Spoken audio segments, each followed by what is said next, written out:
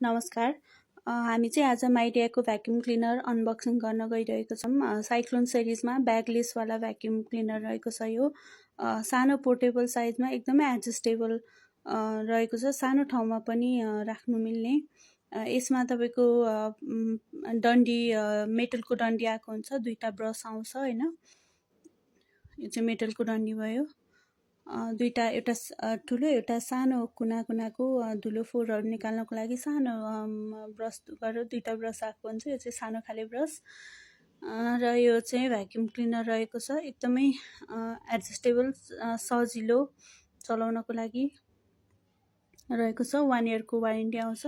Midea ब्रान्डमा छ यो।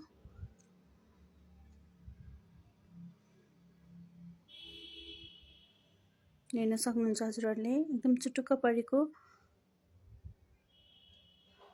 यो चाहिँ हजुरको यो चाहिँ ब्यागलेस हो होइन। यसमा फोहोर गरेर बस्नुको लागि ब्याग हुँदैन। यो जुन भाँडो रहेको छ यसमा गएर चाहिँ फोहोर बस्छ है।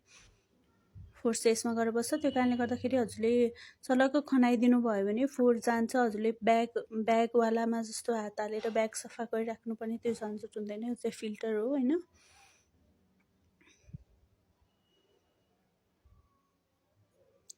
त्यो झन्झट हुँदैन।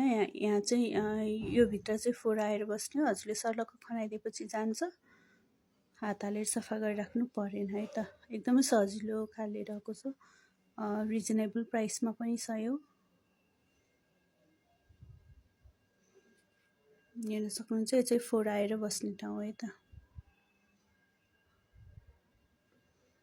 यो रहेको छ। हजुरहरू यदि लिनै इच्छुक हुनुहुन्छ भनेदेखि हामी चाहिँ बौद्धमा छौँ। बौद्ध माछापुच्छ्रे ब्याङ्कको अपोजिटमा। हजुरहरूले हामीलाई अनलाइनमा shop.goglides.com बाट पनि